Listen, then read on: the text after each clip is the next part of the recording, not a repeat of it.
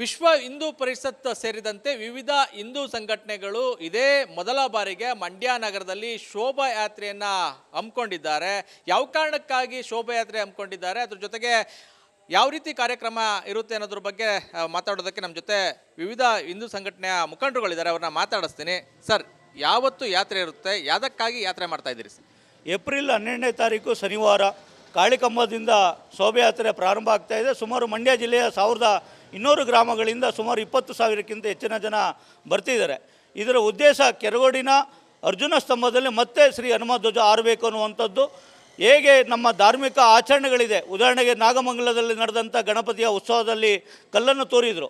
ನಮ್ಮ ಧಾರ್ಮಿಕ ಆಚರಣೆಗಳ ಮೇಲೆ ಯಾರೂ ಕೂಡ ಕೆಟ್ಟ ದೃಷ್ಟಿಯನ್ನು ಬೀರಬಾರ್ದು ಅನ್ನುವಂಥ ಎಚ್ಚರಿಕೆಯನ್ನು ಕೊಡಲಿಕ್ಕೋಸ್ಕರ, ಹಾಗೆಯೇ ಸರ್ಕಾರಿ ಮತ್ತು ಹಿಂದೂ ಆಸ್ತಿಗಳನ್ನು ವಕಫ್ನ ಹೆಸರಿನಲ್ಲಿ ಕಬಳಿಸಿದ್ದಾರೆ. ಅದು ವಾಪಸ್ ಸರ್ಕಾರಕ್ಕೆ ಮತ್ತು ಹಿಂದೂ ವಾರಸುದಾರರಿಗೆ ಆ ಜಾಗ ಸರ್ಕಾರ ಕೊಡಿಸ್ಕೊಡ್ಬೇಕು ಅನ್ನುವಂಥ ಆಗ್ರಹ. ಇದರ ಜೊತೆಯಲ್ಲೇ ಹಿಂದೂ ಸಮಾಜದಲ್ಲಿ ಜಾಗೃತಿ, ಸಂಘಟನೆ ಮತ್ತು ಸುರಕ್ಷತೆಯನ್ನು ಖಾತ್ರಿಯನ್ನು ಪಡಿಸಿಕೊಳ್ಳಲಿಕ್ಕೋಸ್ಕರ ಈ ಕಾರ್ಯಕ್ರಮದ ಆಯೋಜನೆಯನ್ನು ಈ ವರ್ಷ ಪ್ರಾರಂಭವನ್ನು ಮಾಡಿದ್ವಿ. ಇದು ಪ್ರತಿ ವರ್ಷವೂ ಕೂಡ ಮುಂದುವರಿಯುವಂಥದ್ದಿದೆ. ಪ್ರಮುಖವಾಗಿ ಕೆರಗೋಡು ಧ್ವಜ ವಿವಾದ ಏನಿದೆ, ಆ ಒಂದು ವಿಚಾರಕ್ಕ ಸರ್? ಪ್ರಮುಖವಾಗಿ ನಮ್ಮ ನಿಶ್ಚಯ ಪ್ರಾರಂಭ ಆಗಿದೆ ಕೆರಗೋಡಿನ ಹನುಮ ಧ್ವಜದಿಂದಾಗಿ. ಹಾಗಾಗಿಯೇ ಈ ಹನುಮ ಜಯಂತಿಯ ದಿನ ಚೈತ್ರ ಮಾಸದ ಹುಣ್ಣಿಮೆ, ಅದು ಹನುಮನ ಜಯಂತಿ. ಹಾಗಾಗಿ ಶ್ರೀರಾಮ ಮತ್ತು ಹನುಮ ಯಾಕೆ ಈ ರೀತಿಯಾದ ಅಪಮಾನ ಆಗುತ್ತೆ ಅಂದರೆ ಹಿಂದೂ ಸಮಾಜ ವಿಘಟಿತವಾಗಿದೆ, ಅಸಂಘಟಿತವಾಗಿದೆ. ಹಾಗಾಗಿ ರಾಮ ಹನುಮಂತನಂತೆ ಸಂಘಟಿತವಾಗಿ ನಿಲ್ಲಬೇಕು, ಅವರ ಆದರ್ಶ ನಿಲ್ಲಬೇಕು.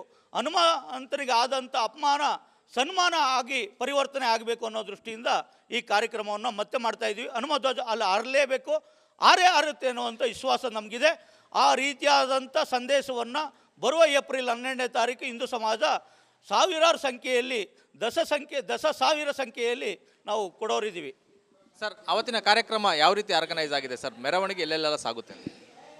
ಏಪ್ರಿಲ್ 12ನೇ ತಾರೀಕು ಕಾಳಿಕಾಂಬಾ ದೇವಸ್ಥಾನದ ಆವರಣದಲ್ಲಿ ಎಲ್ಲರೂ ಜಮಾವಣೆಗೊಂಡು ಪೇಟೆ ಬೀದಿ ಮುಖಾಂತರ ಒಳಲು ಸರ್ಕಲ್ಲಿಂದ ಅಂಡರ್ ಬ್ರಿಡ್ಜ್ ದಾಟಿ ಸಂಜಯ್ ಸರ್ಕಲಿಂದ ಮಹಾವೀರದಿಂದ ವಿ ರೋಡ್ನಲ್ಲಿ ಬಂದು Hosalli circle, Karnataka bar circle ಬಂದು ಕನಿಕಾ ಪರಮೇಶ್ವರಿ ದೇವಾಲಯದಲ್ಲಿ ವಿನೋಬಾ ರಸ್ತೆಗೆ ಬಂದು ಮತ್ತೆ ಹಳೆ ಬೆಂಗಳೂರು ಮೈಸೂರು ರಸ್ತೆ ಮುಖಾಂತರ ವಿಶ್ವವಿದ್ಯಾಲಯದ ಆವರಣದಲ್ಲಿ ಬಂದು ಅಲ್ಲಿ ಸಾರ್ವಜನಿಕ ಸಭೆಗೆ ನಾವೆಲ್ಲರೂ ಸಹ ಪಾಲ್ಗೊಳ್ತೀವಿ.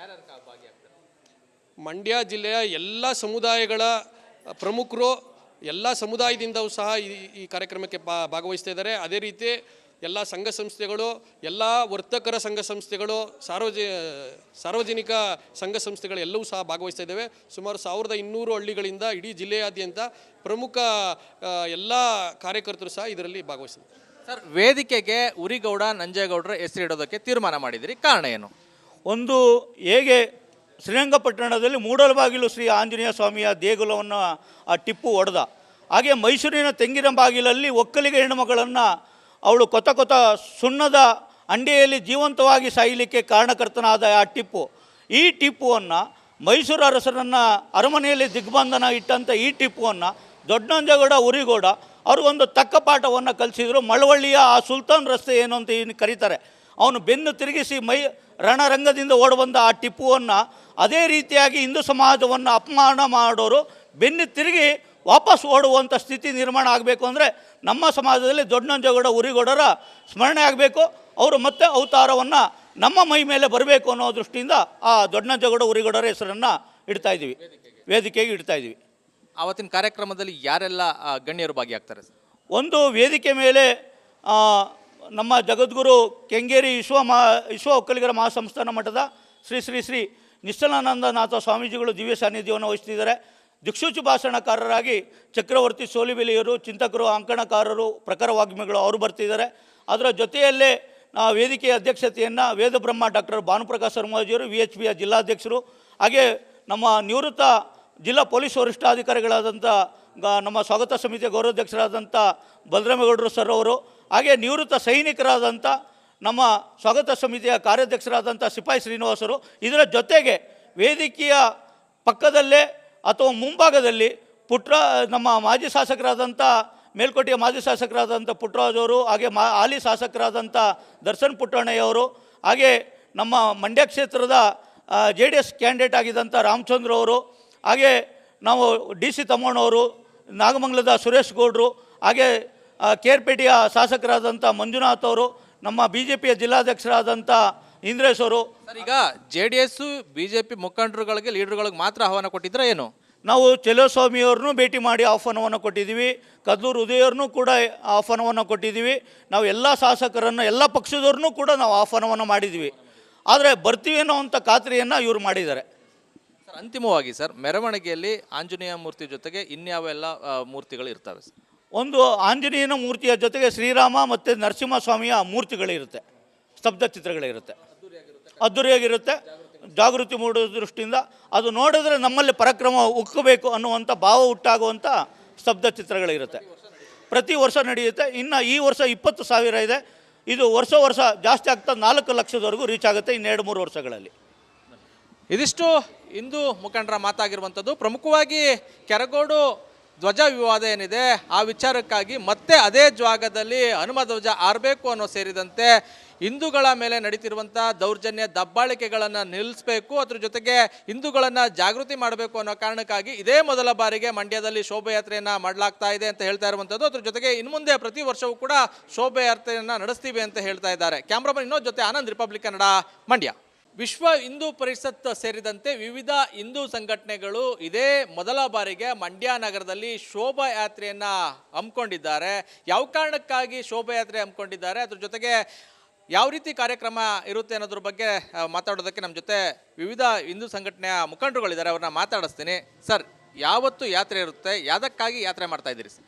ಏಪ್ರಿಲ್ 12ನೇ ತಾರೀಕು ಶನಿವಾರ ಕಾಳಿಕಂಬದಿಂದ ಶೋಭಾಯಾತ್ರೆ ಪ್ರಾರಂಭ ಆಗ್ತಾ ಇದೆ. ಸುಮಾರು ಮಂಡ್ಯ ಜಿಲ್ಲೆಯ 1200 ಗ್ರಾಮಗಳಿಂದ ಸುಮಾರು 20,000ಕ್ಕಿಂತ ಹೆಚ್ಚಿನ ಜನ ಬರ್ತಿದ್ದಾರೆ. ಇದರ ಉದ್ದೇಶ ಕೆರಗೋಡಿನ ಅರ್ಜುನ ಸ್ತಂಭದಲ್ಲಿ ಮತ್ತೆ ಶ್ರೀ ಹನುಮ ಧ್ವಜ ಆರಬೇಕು ಅನ್ನುವಂಥದ್ದು. ಹೇಗೆ ನಮ್ಮ ಧಾರ್ಮಿಕ ಆಚರಣೆಗಳಿದೆ, ಉದಾಹರಣೆಗೆ ನಾಗಮಂಗಲದಲ್ಲಿ ನಡೆದಂಥ ಗಣಪತಿಯ ಉತ್ಸವದಲ್ಲಿ ಕಲ್ಲನ್ನು ತೋರಿದರು. ನಮ್ಮ ಧಾರ್ಮಿಕ ಆಚರಣೆಗಳ ಮೇಲೆ ಯಾರೂ ಕೂಡ ಕೆಟ್ಟ ದೃಷ್ಟಿಯನ್ನು ಬೀರಬಾರ್ದು ಅನ್ನುವಂಥ ಎಚ್ಚರಿಕೆಯನ್ನು ಕೊಡಲಿಕ್ಕೋಸ್ಕರ, ಹಾಗೆಯೇ ಸರ್ಕಾರಿ ಮತ್ತು ಹಿಂದೂ ಆಸ್ತಿಗಳನ್ನು ವಕಫ್ನ ಹೆಸರಿನಲ್ಲಿ ಕಬಳಿಸಿದ್ದಾರೆ. ಅದು ವಾಪಸ್ ಸರ್ಕಾರಕ್ಕೆ ಮತ್ತು ಹಿಂದೂ ವಾರಸುದಾರರಿಗೆ ಆ ಜಾಗ ಸರ್ಕಾರ ಕೊಡಿಸ್ಕೊಡ್ಬೇಕು ಅನ್ನುವಂಥ ಆಗ್ರಹ. ಇದರ ಜೊತೆಯಲ್ಲೇ ಹಿಂದೂ ಸಮಾಜದಲ್ಲಿ ಜಾಗೃತಿ, ಸಂಘಟನೆ ಮತ್ತು ಸುರಕ್ಷತೆಯನ್ನು ಖಾತ್ರಿಯನ್ನು ಪಡಿಸಿಕೊಳ್ಳಲಿಕ್ಕೋಸ್ಕರ ಈ ಕಾರ್ಯಕ್ರಮದ ಆಯೋಜನೆಯನ್ನು ಈ ವರ್ಷ ಪ್ರಾರಂಭವನ್ನು ಮಾಡಿದ್ವಿ. ಇದು ಪ್ರತಿ ವರ್ಷವೂ ಕೂಡ ಮುಂದುವರಿಯುವಂಥದ್ದಿದೆ. ಪ್ರಮುಖವಾಗಿ ಕೆರಗೋಡು ಧ್ವಜ ವಿವಾದ ಏನಿದೆ ಆ ಒಂದು ವಿಚಾರಕ್ಕ ಸರ್? ಪ್ರಮುಖವಾಗಿ ನಮ್ಮ ನಿಶ್ಚಯ ಪ್ರಾರಂಭ ಆಗಿದೆ ಕೆರಗೋಡಿನ ಹನುಮ ಧ್ವಜದಿಂದಾಗಿ. ಹಾಗಾಗಿಯೇ ಈ ಹನುಮ ಜಯಂತಿಯ ದಿನ ಚೈತ್ರ ಮಾಸದ ಹುಣ್ಣಿಮೆ, ಅದು ಹನುಮನ ಜಯಂತಿ. ಹಾಗಾಗಿ ಶ್ರೀರಾಮ ಮತ್ತು ಹನುಮ ಯಾಕೆ ಈ ರೀತಿಯಾದ ಅಪಮಾನ ಆಗುತ್ತೆ ಅಂದರೆ ಹಿಂದೂ ಸಮಾಜ ವಿಘಟಿತವಾಗಿದೆ, ಅಸಂಘಟಿತವಾಗಿದೆ. ಹಾಗಾಗಿ ರಾಮ ಹನುಮಂತನಂತೆ ಸಂಘಟಿತವಾಗಿ ನಿಲ್ಲಬೇಕು, ಅವರ ಆದರ್ಶ ನಿಲ್ಲಬೇಕು.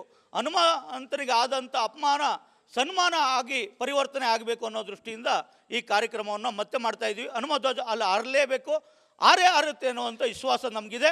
ಆ ರೀತಿಯಾದಂಥ ಸಂದೇಶವನ್ನು ಬರುವ ಏಪ್ರಿಲ್ 12ನೇ ತಾರೀಕು ಹಿಂದೂ ಸಮಾಜ ಸಾವಿರಾರು ಸಂಖ್ಯೆಯಲ್ಲಿ ದಶ ಸಾವಿರ ಸಂಖ್ಯೆಯಲ್ಲಿ ನಾವು ಕೊಡೋರಿದ್ದೀವಿ. ಸರ್, ಅವತ್ತಿನ ಕಾರ್ಯಕ್ರಮ ಯಾವ ರೀತಿ ಆರ್ಗನೈಸ್ ಆಗಿದೆ ಸರ್? ಮೆರವಣಿಗೆ ಎಲ್ಲೆಲ್ಲ ಸಾಗುತ್ತೆ? ಏಪ್ರಿಲ್ 12ನೇ ತಾರೀಕು ಕಾಳಿಕಾಂಬಾ ದೇವಸ್ಥಾನದ ಆವರಣದಲ್ಲಿ ಎಲ್ಲರೂ ಜಮಾವಣೆಗೊಂಡು ಪೇಟೆ ಬೀದಿ ಮುಖಾಂತರ ಒಳಲು ಸರ್ಕಲ್ಲಿಂದ ಅಂಡರ್ ಬ್ರಿಡ್ಜ್ ದಾಟಿ ಸಂಜಯ್ ಸರ್ಕಲಿಂದ ಮಹಾವೀರದಿಂದ VB ರೋಡ್ನಲ್ಲಿ ಬಂದು Hosalli circle, Karnataka bar circle ಬಂದು ಕನಿಕಾ ಪರಮೇಶ್ವರಿ ದೇವಾಲಯದಲ್ಲಿ ವಿನೋಬಾ ರಸ್ತೆಗೆ ಬಂದು ಮತ್ತೆ ಹಳೆ ಬೆಂಗಳೂರು ಮೈಸೂರು ರಸ್ತೆ ಮುಖಾಂತರ ವಿಶ್ವವಿದ್ಯಾಲಯದ ಆವರಣದಲ್ಲಿ ಬಂದು ಅಲ್ಲಿ ಸಾರ್ವಜನಿಕ ಸಭೆಗೆ ನಾವೆಲ್ಲರೂ ಸಹ ಪಾಲ್ಗೊಳ್ತೀವಿ. ಮಂಡ್ಯ ಜಿಲ್ಲೆಯ ಎಲ್ಲ ಸಮುದಾಯಗಳ ಪ್ರಮುಖರು, ಎಲ್ಲ ಸಮುದಾಯದಿಂದವೂ ಸಹ ಈ ಕಾರ್ಯಕ್ರಮಕ್ಕೆ ಭಾಗವಹಿಸ್ತಾ ಇದ್ದಾರೆ. ಅದೇ ರೀತಿ ಎಲ್ಲ ಸಂಘ ಸಂಸ್ಥೆಗಳು, ಎಲ್ಲ ವರ್ತಕರ ಸಂಘ ಸಂಸ್ಥೆಗಳು, ಸಾರ್ವಜನಿಕ ಸಂಘ ಸಂಸ್ಥೆಗಳು ಎಲ್ಲವೂ ಸಹ ಭಾಗವಹಿಸ್ತಾ ಇದ್ದಾವೆ. ಸುಮಾರು 1200 ಹಳ್ಳಿಗಳಿಂದ ಇಡೀ ಜಿಲ್ಲೆಯಾದ್ಯಂತ ಪ್ರಮುಖ ಎಲ್ಲ ಕಾರ್ಯಕರ್ತರು ಸಹ ಇದರಲ್ಲಿ ಭಾಗವಹಿಸಿದ್ದಾರೆ. ಸರ್, ವೇದಿಕೆಗೆ ಉರಿಗೌಡ ನಂಜೇಗೌಡರ ಹೆಸರಿಡೋದಕ್ಕೆ ತೀರ್ಮಾನ ಮಾಡಿದಿರಿ, ಕಾರಣ ಏನು? ಒಂದು, ಹೇಗೆ ಶ್ರೀರಂಗಪಟ್ಟಣದಲ್ಲಿ ಮೂಡಲಬಾಗಿಲು ಶ್ರೀ ಆಂಜನೇಯ ಸ್ವಾಮಿಯ ದೇಗುಲವನ್ನು ಆ ಟಿಪ್ಪು ಹೊಡೆದ, ಹಾಗೆ ಮೈಸೂರಿನ ತೆಂಗಿನಬಾಗಿಲಲ್ಲಿ ಒಕ್ಕಲಿಗ ಹೆಣ್ಣುಮಗಳನ್ನು ಅವಳು ಕೊತ ಸುಣ್ಣದ ಅಂಡೆಯಲ್ಲಿ ಜೀವಂತವಾಗಿ ಸಾಯಲಿಕ್ಕೆ ಕಾರಣಕರ್ತನಾದ ಆ ಟಿಪ್ಪು. ಈ ಟಿಪ್ಪುವನ್ನು ಮೈಸೂರು ಅರಸರನ್ನು ಅರಮನೆಯಲ್ಲಿ ದಿಗ್ಬಂಧನ ಇಟ್ಟಂಥ ಈ ಟಿಪ್ಪುವನ್ನು ದೊಡ್ಡನಂಜೇಗೌಡ ಉರಿಗೌಡ ಅವ್ರಿಗೊಂದು ತಕ್ಕ ಪಾಠವನ್ನು ಕಲಿಸಿದರು. ಮಳವಳ್ಳಿಯ ಆ ಸುಲ್ತಾನ್ ರಸ್ತೆ ಏನು ಅಂತ ಏನು ಕರೀತಾರೆ, ಅವನು ಬೆನ್ನು ತಿರುಗಿಸಿ ರಣರಂಗದಿಂದ ಓಡಿಬಂದ ಆ ಟಿಪ್ಪುವನ್ನು ಅದೇ ರೀತಿಯಾಗಿ ಹಿಂದೂ ಸಮಾಜವನ್ನು ಅಪಮಾನ ಮಾಡೋರು ಬೆನ್ನು ತಿರುಗಿ ವಾಪಸ್ ಓಡುವಂಥ ಸ್ಥಿತಿ ನಿರ್ಮಾಣ ಆಗಬೇಕು ಅಂದರೆ ನಮ್ಮ ಸಮಾಜದಲ್ಲಿ ದೊಡ್ಡನಂಜೇಗೌಡ ಉರಿಗೌಡರ ಸ್ಮರಣೆ ಆಗಬೇಕು. ಅವರು ಮತ್ತೆ ಅವತಾರವನ್ನು ನಮ್ಮ ಮೈ ಮೇಲೆ ಬರಬೇಕು ಅನ್ನೋ ದೃಷ್ಟಿಯಿಂದ ಆ ದೊಡ್ಡನಂಜೇಗೌಡ ಉರಿಗೌಡರ ಹೆಸರನ್ನು ಇಡ್ತಾಯಿದ್ದೀವಿ, ವೇದಿಕೆಗೆ ಇಡ್ತಾಯಿದ್ದೀವಿ. ಆವತ್ತಿನ ಕಾರ್ಯಕ್ರಮದಲ್ಲಿ ಯಾರೆಲ್ಲ ಗಣ್ಯರು ಭಾಗಿಯಾಗ್ತಾರೆ ಸರ್? ಒಂದು ವೇದಿಕೆ ಮೇಲೆ ನಮ್ಮ ಜಗದ್ಗುರು ಕೆಂಗೇರಿ ವಿಶ್ವ ಒಕ್ಕಲಿಗರ ಮಹಾಸಂಸ್ಥಾನ ಮಠದ ಶ್ರೀ ಶ್ರೀ ಶ್ರೀ ನಿಶ್ಚಲಾನಂದನಾಥ ಸ್ವಾಮೀಜಿಗಳು ದಿವ್ಯ ಸಾನ್ನಿಧ್ಯವನ್ನು ವಹಿಸ್ತಿದ್ದಾರೆ. ದಿಕ್ಸೂಚಿ ಭಾಷಣಕಾರರಾಗಿ ಚಕ್ರವರ್ತಿ ಸೋಲಿಬೆಲೆಯವರು, ಚಿಂತಕರು, ಅಂಕಣಕಾರರು, ಪ್ರಖರ ವಾಗ್ಮಿಗಳು ಅವರು ಬರ್ತಿದ್ದಾರೆ.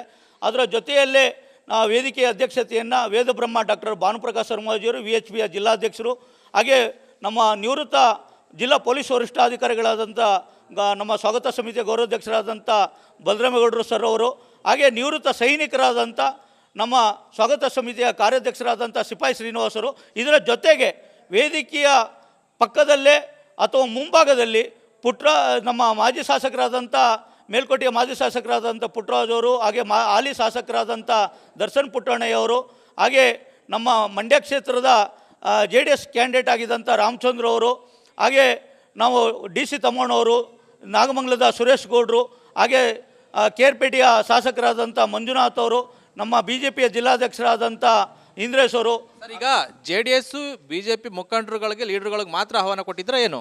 ನಾವು ಚೆಲುವಸ್ವಾಮಿಯವ್ರನ್ನೂ ಭೇಟಿ ಮಾಡಿ ಆಹ್ವಾನವನ್ನು ಕೊಟ್ಟಿದ್ದೀವಿ, ಕದ್ಲೂರು ಉದಯವ್ರನ್ನೂ ಕೂಡ ಆಹ್ವಾನವನ್ನು ಕೊಟ್ಟಿದ್ದೀವಿ. ನಾವು ಎಲ್ಲ ಶಾಸಕರನ್ನು, ಎಲ್ಲ ಪಕ್ಷದವ್ರನ್ನೂ ಕೂಡ ನಾವು ಆಹ್ವಾನವನ್ನು ಮಾಡಿದ್ದೀವಿ. ಆದರೆ ಬರ್ತೀವಿ ಅನ್ನೋವಂಥ ಖಾತ್ರಿಯನ್ನು ಇವರು ಮಾಡಿದ್ದಾರೆ. ಸರ್, ಅಂತಿಮವಾಗಿ ಸರ್, ಮೆರವಣಿಗೆಯಲ್ಲಿ ಆಂಜನೇಯ ಮೂರ್ತಿ ಜೊತೆಗೆ ಇನ್ಯಾವೆಲ್ಲ ಮೂರ್ತಿಗಳು ಇರ್ತವೆ ಸರ್? ಒಂದು ಆಂಜನೇಯನ ಮೂರ್ತಿಯ ಜೊತೆಗೆ ಶ್ರೀರಾಮ ಮತ್ತು ನರಸಿಂಹಸ್ವಾಮಿಯ ಮೂರ್ತಿಗಳಿರುತ್ತೆ, ಸ್ತಬ್ಧ ಚಿತ್ರಗಳಿರುತ್ತೆ, ಅದ್ದೂರಿಯಾಗಿರುತ್ತೆ. ಜಾಗೃತಿ ಮೂಡುವ ದೃಷ್ಟಿಯಿಂದ ಅದು ನೋಡಿದ್ರೆ ನಮ್ಮಲ್ಲಿ ಪರಾಕ್ರಮ ಉಕ್ಕಬೇಕು ಅನ್ನುವಂಥ ಭಾವ ಹುಟ್ಟಾಗುವಂಥ ಸ್ತಬ್ಧ ಚಿತ್ರಗಳಿರುತ್ತೆ. ಪ್ರತಿ ವರ್ಷ ನಡೆಯುತ್ತೆ. ಇನ್ನು ಈ ವರ್ಷ 20,000 ಇದೆ. ಇದು ವರ್ಷ ಜಾಸ್ತಿ ಆಗ್ತಾ 4 ಲಕ್ಷದವರೆಗೂ ರೀಚ್ ಆಗುತ್ತೆ ಇನ್ನು 2-3 ವರ್ಷಗಳಲ್ಲಿ. ಇದಿಷ್ಟು ಹಿಂದೂ ಮುಖಂಡರ ಮಾತಾಗಿರುವಂಥದ್ದು. ಪ್ರಮುಖವಾಗಿ ಕೆರಗೋಡು ಧ್ವಜ ವಿವಾದ ಏನಿದೆ ಆ ವಿಚಾರಕ್ಕಾಗಿ ಮತ್ತೆ ಅದೇ ಜಾಗದಲ್ಲಿ ಹನುಮ ಧ್ವಜ ಆರಬೇಕು ಅನ್ನೋ ಸೇರಿದಂತೆ ಹಿಂದೂಗಳ ಮೇಲೆ ನಡೀತಿರುವಂಥ ದೌರ್ಜನ್ಯ ದಬ್ಬಾಳಿಕೆಗಳನ್ನು ನಿಲ್ಲಿಸಬೇಕು, ಅದ್ರ ಜೊತೆಗೆ ಹಿಂದೂಗಳನ್ನು ಜಾಗೃತಿ ಮಾಡಬೇಕು ಅನ್ನೋ ಕಾರಣಕ್ಕಾಗಿ ಇದೇ ಮೊದಲ ಬಾರಿಗೆ ಮಂಡ್ಯದಲ್ಲಿ ಶೋಭಾಯಾತ್ರೆಯನ್ನು ಮಾಡಲಾಗ್ತಾ ಇದೆ ಅಂತ ಹೇಳ್ತಾ ಇರುವಂಥದ್ದು. ಅದ್ರ ಜೊತೆಗೆ ಇನ್ನು ಮುಂದೆ ಪ್ರತಿ ವರ್ಷವೂ ಕೂಡ ಶೋಭಾಯಾತ್ರೆಯನ್ನು ನಡೆಸ್ತೀವಿ ಅಂತ ಹೇಳ್ತಾ ಇದ್ದಾರೆ. ಕ್ಯಾಮ್ರಾಮನ್ ಇನ್ನೊಂದು ಜೊತೆ ಆನಂದ್, ರಿಪಬ್ಲಿಕ್ ಕನ್ನಡ, ಮಂಡ್ಯ.